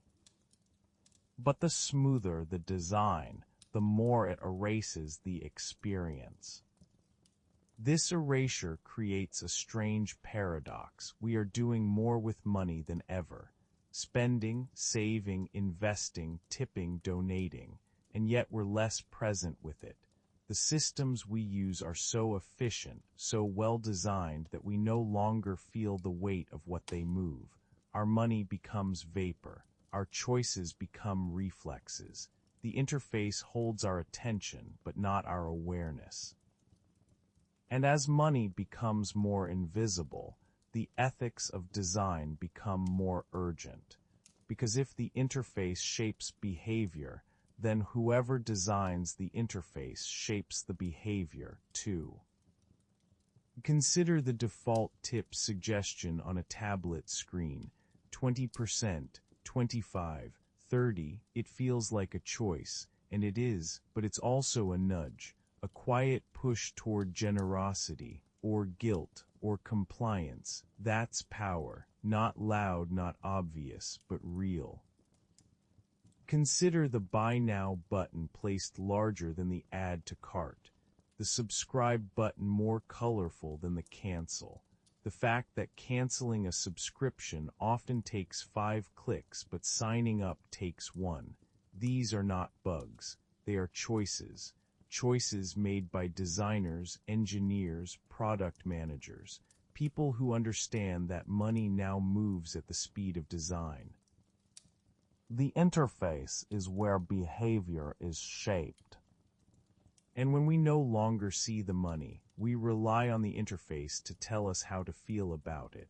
If the animation is joyful, we feel good. If the color is red, we pause. If the screen is confusing, we give up. These cues become our emotional compass, not just for how to spend, but how to think about spending. Which means that design isn't neutral. It never was. It can encourage mindfulness, or it can encourage impulse. It can make things easier, or more dangerous. And the more invisible money becomes, the more important it is that the interface acts as a guide, not just a gate. We see glimpses of mindful design, apps that show you how a purchase affects your monthly goals, interfaces that highlight how much you've saved, not just what you've spent, budgeting tools that visualize trends, prompt reflection, ask for intention. These are small gestures, but they push in the right direction. They suggest that design can do more than smooth the path. It can light the path too. But most systems don't light anything. They simply remove obstacles. They're optimized for flow, not for understanding. And when you optimize for flow, you often optimize away emotion. This creates a quiet disconnection, especially for young users. For people who never grew up with physical money, the design is the experience. There is no comparison point, no memory of envelopes or counting change, only sleek screens and instant feedback. And if those screens never prompt reflection, never slow down the action, never create space to think, then the user learns one thing: money is supposed to move fast, quietly, without feeling. That learning doesn't happen in one moment. It happens over time. Thousands of micro-interactions that train us to trust ease over awareness, to trust automation over deliberation. And over time, those tiny choices stack up, not just in our bank statements, but in our habits, our assumptions, our sense of what money is. The question, then, is not just how we design payment systems. It's how we design meaning. Can an app make you feel the weight of a purchase? Can a checkout screen make you pause with intention? Can the design of a digital wallet bring back the emotional weight that cash once carried? These are not just technical questions, they are human questions, and they will define the emotional landscape of the next generation's relationship to money. We tend to think of money as numbers, but those numbers now live inside systems built by people, and those systems reflect choices, values, priorities, assumptions. What if we chose, more often, to design for presence instead of performance, for thoughtfulness instead of speed? Imagine a payment system that asks you how you feel after spending, a budgeting tool that celebrates restraint, not just accumulation, a tipping interface that invites gratitude, not guilt. These aren't radical ideas. They're simple shifts in perspective, but they could mean everything for how we experience value in a world where value no longer has form. Because the future of money is not just about the disappearance of cash. It's about the disappearance of attention. And if attention disappears, meaning disappears with it. Which is why design matters now more than ever, not as decoration, not as efficiency, but as an act of care. The best design doesn't just make things easier, it makes them real. Chapter 14, The Ghost of the Physical. A woman finds an old $20 bill in the back of a drawer. The edges are soft and curled. The ink has faded. A corner is torn in someone's handwriting. A name, maybe, or a number, sits faintly in the margin. She holds it for a moment, not to spend it, but to remember it, the weight of it, the feel, a kind of presence strange and familiar. She doesn't need the money. She hasn't used cash in years, but something about the bill pulls her back as if it's a key to something quieter. Something slower, something now lost. Cash is disappearing, but it leaves a ghost behind. A shadow we still carry in our language, in our habits, in the quiet spaces of culture that digital systems haven't fully touched. We still say cash in and cash out. We still talk about cold, hard cash and pocket change. We say paying out of pocket, even if there is no pocket anymore. These phrases persist, even when the physical thing they describe is gone. They echo the world we once lived in. A world where money could be folded, dropped, hidden, crumpled, torn. A world where it could be touched. In this way, cash becomes something more than payment. It becomes memory. It becomes metaphor. And like all metaphors, it lingers long after the literal meaning has vanished. We imagine money as something we hold, something we pass, something we give. Even if we no longer do any of those things, even in the digital age, the old rhythms survive inside us. A parent still reaches for their wallet at the dinner table, even if they end up tapping their phone. A child still looks for a coin to throw into a fountain, not knowing it's just a symbol now. A ritual passed down, stripped of its currency, but rich in its gesture. These ghosts are not just linguistic, they are emotional. They live in the way we remember money, in the way we think about it, in the way we imagine wealth and generosity and sacrifice. We picture a pile of bills, not a glowing screen. We dream of vaults and safes and envelopes stuffed with cash, even as the infrastructure of money has become abstract. Code, servers, ledgers, apps. Our imagination remains rooted in the physical. We crave weight. We crave texture. We crave this thing that made money feel real. That craving shows up in art. In film, when a character is desperate, they're handed a stack of bills. not a transfer, not a QR code. The drama is in the weight of the cash, the sound of the drawer opening, the tension of the count. When someone is paid off, we see the envelope, not the notification. The physicality of money holds narrative power. It's not just about value, it's about what it means to see money, to witness it, to feel it changing hands. There's a reason so many family heirlooms include a coin, a silver dollar, a lucky penny, a pressed token from a long-closed shop.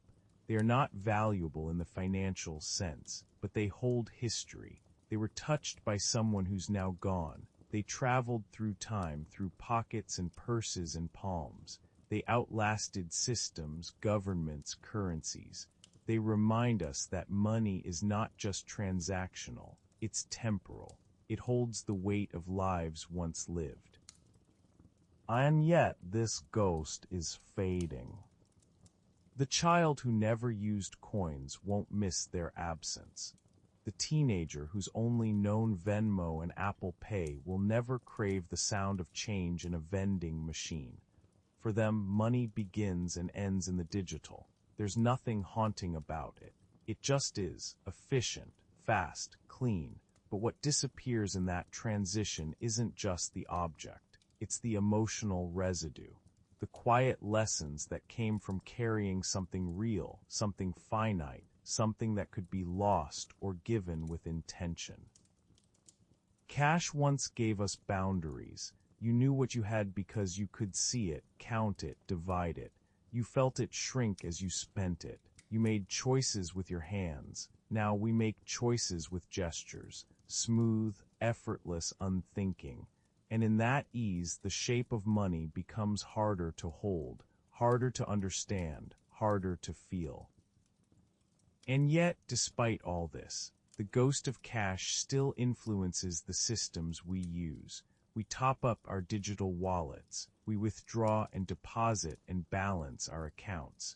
These are words from the world of vaults and tellers and ledgers written by hand. The metaphors remain, even when the metal and paper are gone. The old world persists beneath the new, not visible but present. Some parts of the world still resist the fading. In rural villages, in informal economies, in the quiet corners of cities, cash still moves from hand to hand, not for nostalgia but for necessity. Where trust in institutions is low, where digital infrastructure is thin, where identity is complicated or undocumented, the old ways remain. These places are not backward, they are reminders. They show us what happens when money still has breath, still has friction, still has the feel of skin. Even in wealthier societies, some people hold on to cash, not to use it but to keep it close. A tin of emergency bills under the sink, a sealed envelope tucked into a suitcase, a jar of coins saved for years. These caches are not about practical need.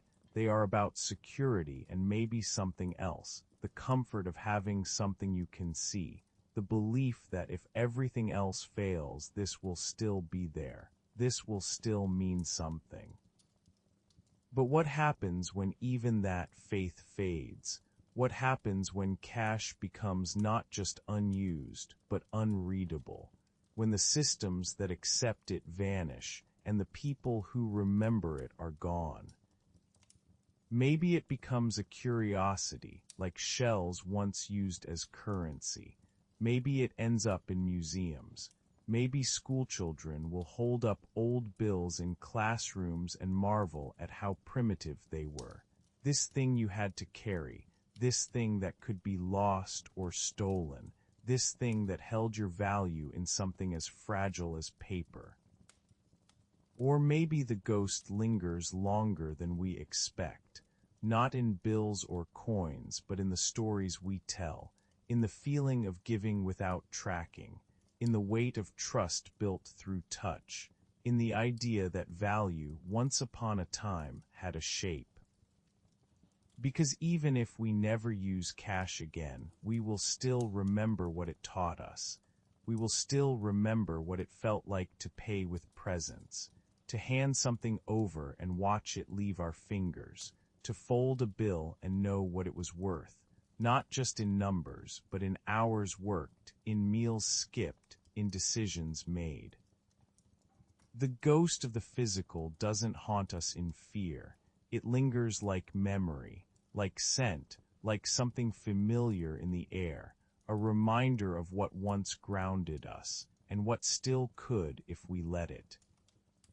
Not in resistance to change, but in respect for what came before, in honoring the idea that money was never just about payment. It was about contact, and in that contact, something real was exchanged, something more than value, something human. Chapter 15: What We Choose to Keep.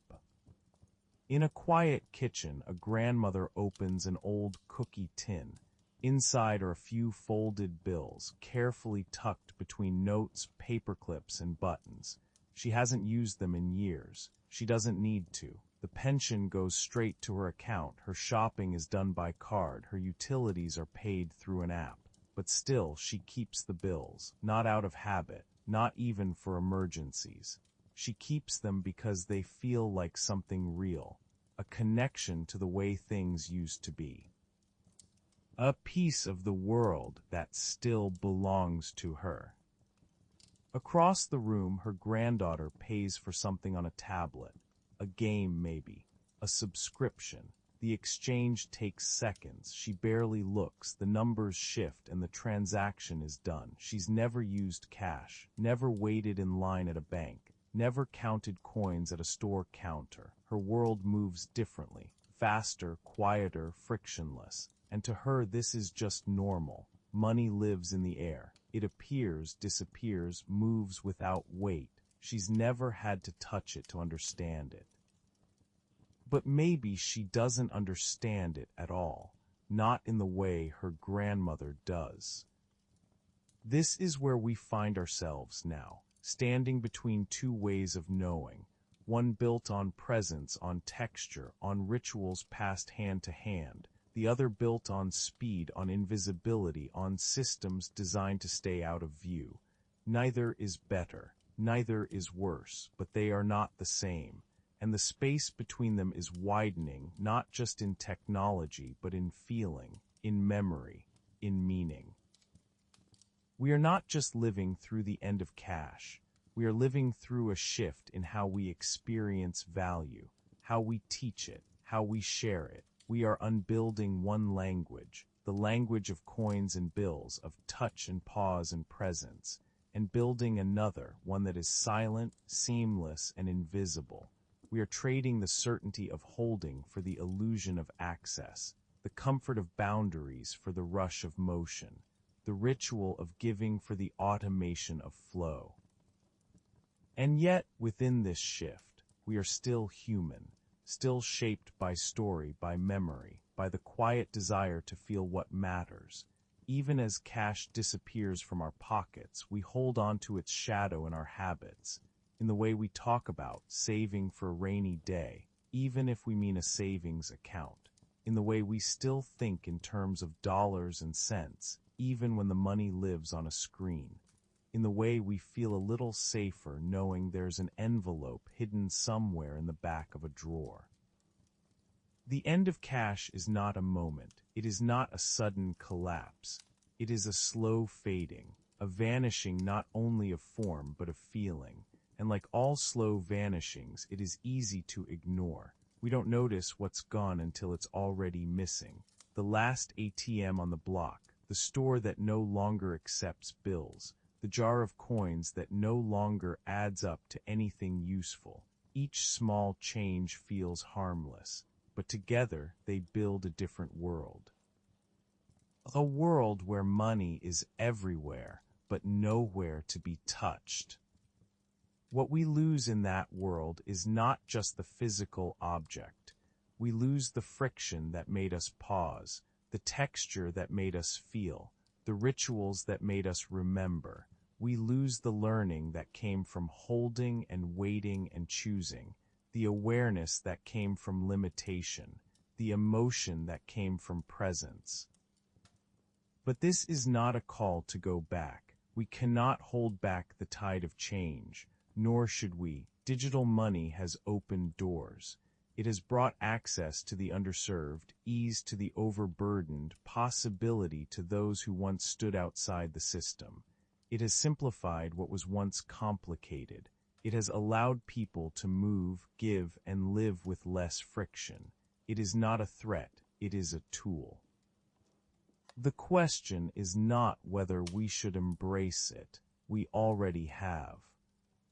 The question is, what do we carry with us as we go? What do we preserve, even as the physical slips away? Because not everything cash gave us was about money. It gave us memory. It gave us pause. It gave us a rhythm to the act of exchange. It gave us space to feel what we were doing, even when the amounts were small. It grounded us in the reality of choice. And that grounding can still exist, if we choose to build it into the new systems, if we choose to design for attention, not just convenience, for clarity, not just speed, for care, not just automation. We can teach our children what coins once taught us, not through metal but through meaning. We can build digital wallets that show not just numbers but stories. We can design interfaces that invite reflection. We can create systems that leave room for human messiness, for slowness, for memory, for ritual. And maybe we can still keep some of the old ways alive. A coin in a fountain, a bill in a birthday card, a jar of change on the windowsill, not because they're needed, but because they remind us that money is not just currency, it is connection. Even in a world without cash, we can still choose to move with intention, to give with presence, to remember with care, to teach not just what money does, but what it means. Because the truth is, money never lived in the bills or the coins. It lived in what they allowed us to do, to care, to share, to hold, to release, to imagine. And we can still do all of that. Just differently. So maybe it's not the end of cash that matters most. Maybe it's how gently we let it go, and how carefully we decide what to carry forward.